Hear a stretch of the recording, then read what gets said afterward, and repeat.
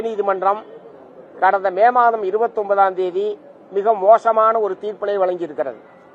குறிப்பாக களக்காடு முண்டந்துறை, ஸ்ரீவில்லிபுத்தூர் மேகமலை புலிகள் சரணாலயம், அதே மாதிரி கன்னியாகுமரி மாவட்டம் உட்பட இந்த மாவட்டங்களில் இருக்கக்கூடிய வனங்களில் வாழக்கூடிய மக்களை எல்லாம் வரக்கூடிய ஆகஸ்ட் மாதம் 28ஆம் தேதிக்குள் வெளியேற்ற வேண்டுமென்று மிக மோசமான ஒரு உத்தரவை வெளியிட்டிருக்கிறார்கள்.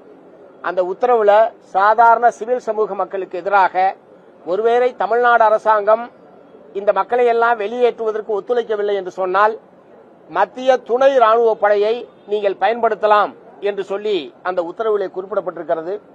உச்சநீதிமன்றத்தினுடைய இத்தகைய உத்தரவு என்பது உண்மையான கண்டனத்துக்குரியது. சாதாரண சிவிலியன்களுக்கு எதிராக துணை ராணுவ படையை பயன்படுத்தலாம் என்றெல்லாம் நீதிபதிகள் சொல்ல ஆரம்பித்தால் மக்களுக்கு எதிராக உச்சநீதிமன்றம் எந்த அளவுக்கு இருக்கிறது என்பதற்கு இது ஒரு சிறந்த எடுத்துக்காட்டு.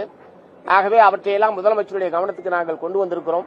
தமிழ்நாட்டை பொறுத்தவரை வன உரிமை சட்டம் 2006 முழுமையாக அமுல்படுத்தப்படாத ஒரு நிலைமை என்பது இருந்து கொண்டிருக்கிறது. இதுவரை தமிழ்நாடு முழுவதுமே ஒரு 35,000 குடும்பங்களுக்குத்தான் பட்டா என்பதே வழங்கப்பட்டிருக்கிறது. சட்டம் 20 வருஷம் ஆச்சு.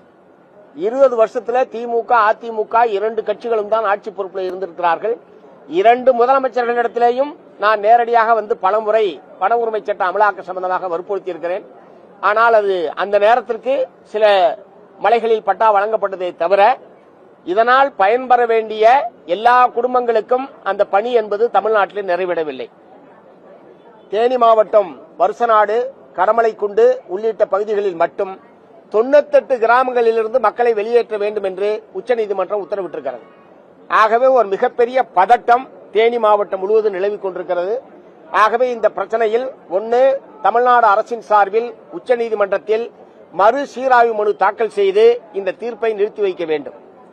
இரண்டாவது, வன உரிமை சட்டம் 2006 பழங்குடியினர் மற்றும் வனத்தை சார்ந்து வாழக்கூடிய இதர சமூகத்தினருக்கு அந்த சட்டத்தில் உள்ள சரத்துக்களின் அடிப்படையில் அனைத்து பயனாளிகளுக்கும் வன உரிமையும் நில உரிமையை வழங்குவதற்குரிய நடவடிக்கைகளை தமிழ்நாடு அரசாங்கம் தீவிரப்படுத்த வேண்டும்.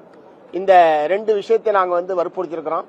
அதே மாதிரி இரண்டாவது, விருதுநகர் மாவட்டத்தில் இன்றைக்கும் பட்டியல் சாதி மக்கள் வாழக்கூடிய ஒரு கிராம பகுதிக்கு பறைச்சேரி என்று